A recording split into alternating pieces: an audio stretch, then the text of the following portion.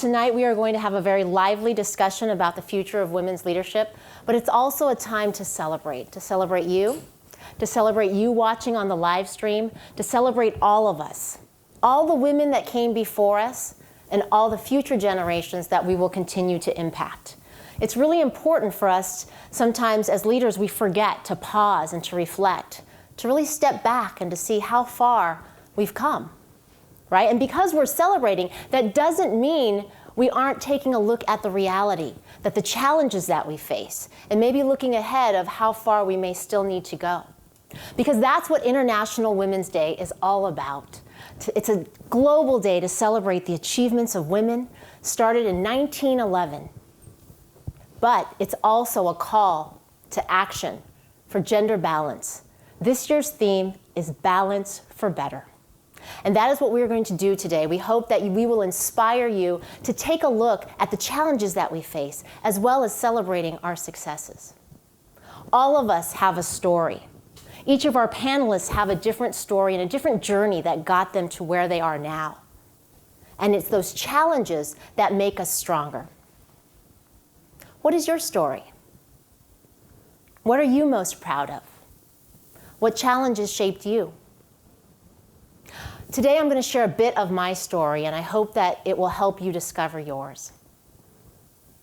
Ever since I was little, I wanted to be like Connie Chung. I grew up in the suburbs of Los Angeles, just about 30 minutes from here in Cerritos. Well, maybe an hour and a half. How many of you guys were in traffic? And right now, at this time, it would take a little longer. And I remember every time she would come on TV, we would gather around, and I was fascinated by the power of television. I was fascinated that there was someone on the TV that looked like me. And for those of you who don't know who Connie Chung is, she worked here at KCBS, Channel 2 in Los Angeles. She was one of the first Asian newscasters. And she was the only Asian woman I ever saw on TV growing up. And she was also the first woman to co-anchor the CBS Evening News. So when I was 8 years old, my dad said to me, "Hey, you could be like Connie Chung." And I thought, huh? Oh, okay. Maybe. Who knew that one day I would be?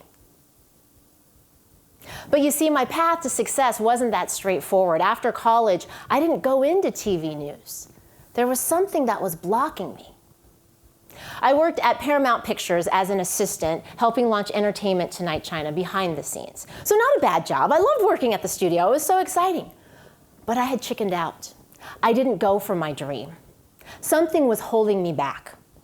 Maybe I was scared to be on camera and not actually go for it. Maybe I only lived about half an hour from here. Maybe I didn't want to move away and go to a small town and make no money. Whatever it was, I had a block. You see, when I was 8 years old, my dad told me that I could be like Connie Chung.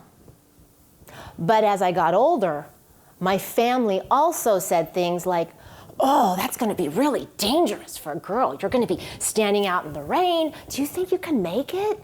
I mean, look at Connie Chung. She's not married. She doesn't have children. Like, what are you going to do? Are you really going to do that?" So do you think maybe those subconsciously, maybe that stopped me? I don't know. But those blocks were there, right?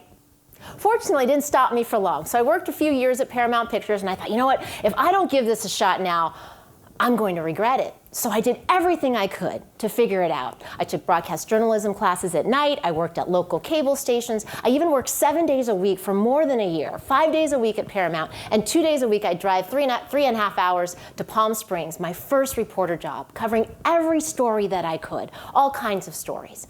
And after several years in small markets, I made it back to my hometown here in Los Angeles. I had gotten my dream, right? And I had worked at the same station that Connie Chung worked at. I made it back. That was my first job at KCBS. So that's the end of my story, right? No, that is just the beginning. My journey continues, and so does yours. And it wasn't about me getting to that goal. It was about the challenges that I faced getting there. Sometimes it's the challenges, it's where you get to after you go through those challenges and the person that you become. Right? So my journey is not over, and either is your journey. It continues. And these are the challenges and the breakthrough moments, these moments in your life that stick out in your brain that you need to celebrate. And you may have more than one, several. And these are the moments that you need to remember. You see, because when I reached that goal, it wasn't the end. Now my calling, my mission, is to help women leaders own their power and their voice, and to amplify their message and their mission, and to step into their leadership. But you know, that was my calling all along. I didn't go into TV news to be famous. I didn't even necessarily want to be on TV. For me, I think I saw it as a way to have an impact, to have a voice, to help other people share their stories and their voices. That was what it was for me, and it's basically the same thing that I'm doing now. You see, I know what it's like to be in the spotlight, but I also know what it's like to break through barriers and also to struggle to find your voice. Ones that I'm still breaking through every single day as a mother, as a wife, as an entrepreneur. Growing up a shy Asian girl raised by immigrant parents, I was taught to play it safe, to play it small, to not rock the boat. My parents left their country from Taiwan and moved here and started over. And at many times they lost their voices. Fortunately, I was able to break through a lot of my barriers, but they did not. They lost their voice so that I could find mine. Their sacrifice is my privilege, and I will not take that for granted. Who gave up their voice so that you could find yours? And are you ready to step into that gift that you were given? You see, it is time for a new conversation. It is time, ladies and men, for you to join the conversation, to step into the gift that you were given. The time is now. The world needs you. They need us. Something is shifting. I can feel it. Can you feel it? But is it making a difference? And until we turn our intentions and our feelings into actions, we will not see the change that we need. I believe until women truly own their power and their voice and step up and speak up, and all of us change the collective culture and the conversation about what it means to be a woman and what it means to be the leader, we will never see the change that we need. It is not about leaning in anymore. It is about stepping up and speaking up and changing the collective conversation and having all of us, men, women, organizations together to create that change.